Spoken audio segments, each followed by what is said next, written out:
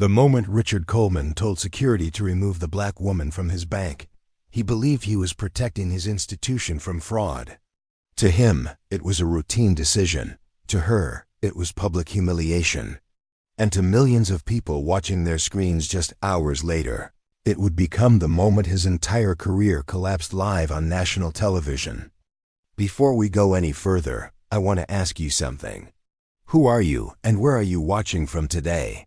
And if you believe that respect should never depend on appearance, subscribe to the channel right now and leave a like under this video. Stories like this deserve to be heard. Amara Johnson had walked into Harbor National Bank that morning with quiet confidence. She was 38 years old, composed, dressed in a simple navy suit, her natural curls pulled back neatly. There was nothing flashy about her, nothing designed to impress strangers. She didn't carry designer bags or wear diamond jewelry. What she carried instead was a leather folder containing audited financial statements. Amara was the founder and CEO of BrightPath Logistics, a fast-growing technology-driven supply chain company specializing in urban infrastructure distribution. Over the past 5 years, she had built the company from a small warehouse operation into a regional powerhouse. Recently, BrightPath had secured a major state contract to modernize medical supply delivery systems across 3 cities. The opportunity was transformative, but it required immediate expansion, new vehicles, new staff, upgraded software. For that, she needed a substantial line of credit. Harbor National Bank had financed several of her competitors. On paper, her company was stronger than most of them. She had an appointment that morning with Richard Coleman, the branch manager of the bank's flagship downtown location.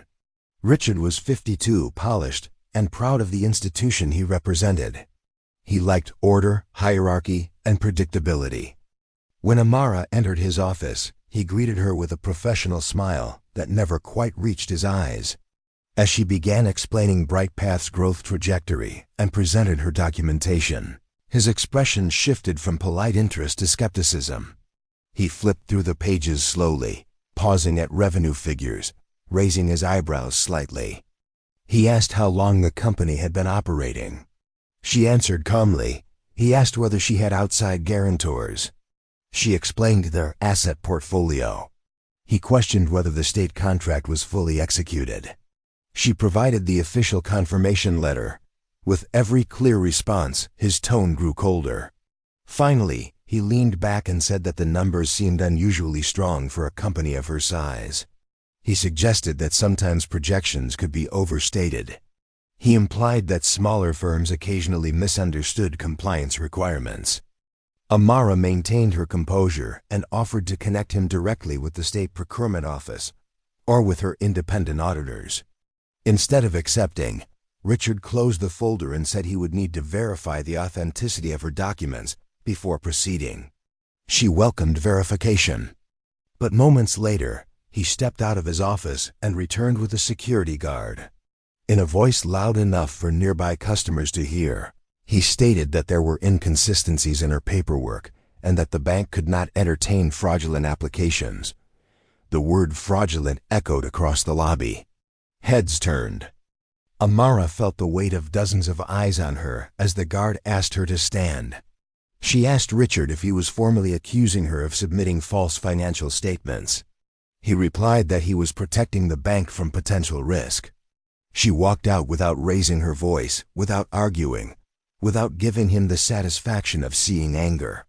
What Richard did not notice was a man seated near the waiting area holding his phone at chest level.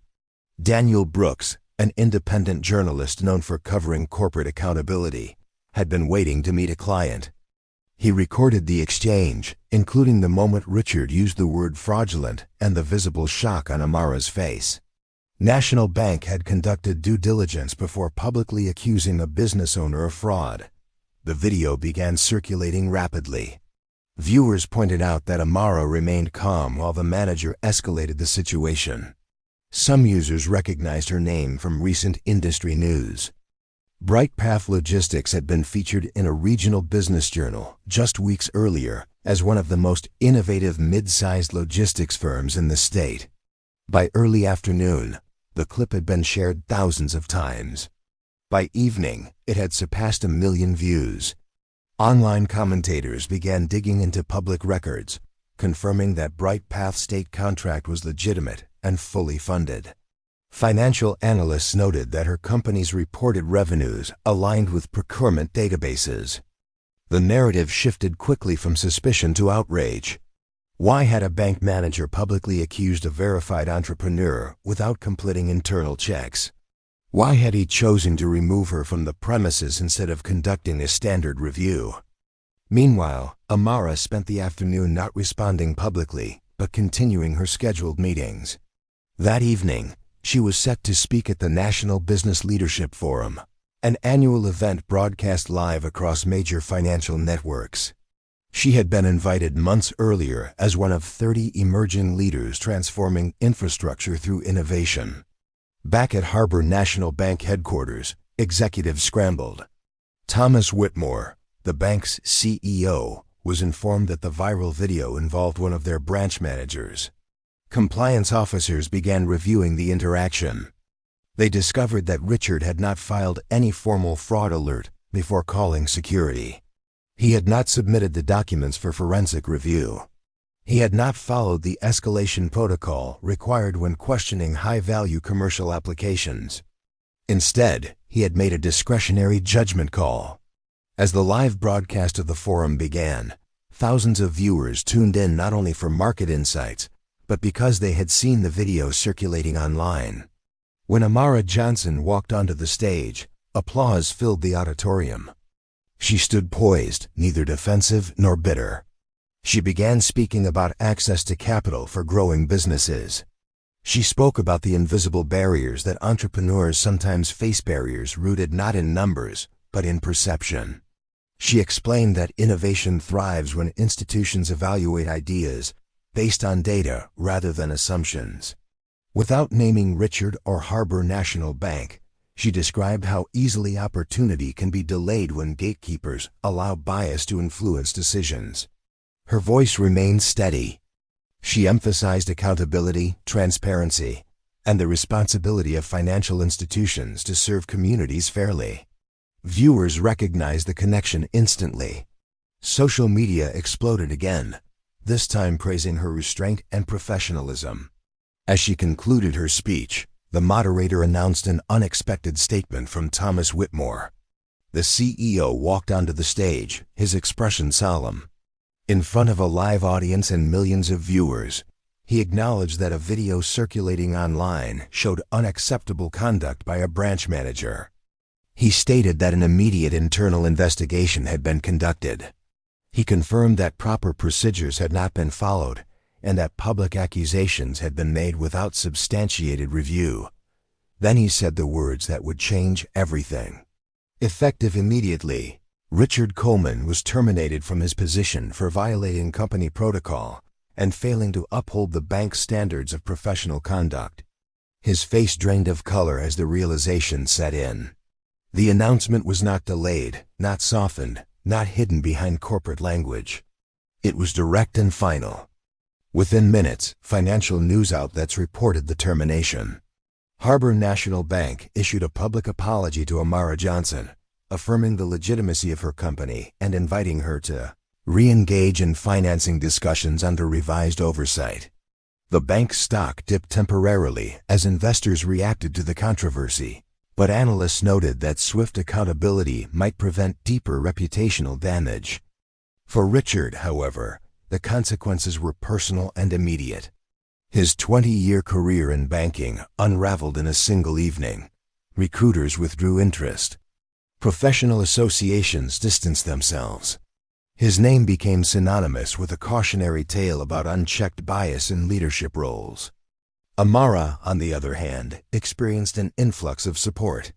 Investment firms reached out, offering alternative financing structures. Within weeks, she secured a partnership with a private capital group that provided more flexible terms than the original loan she had sought. BrightPath Logistics expanded ahead of schedule. 6 months later, the company opened a new regional headquarters in a renovated building, just blocks from the Harbor National Bank branch where she had once been escorted out. She never returned to that office seeking approval again. When asked in interviews whether she felt vindicated, she responded that her goal had never been revenge. Her goal was growth.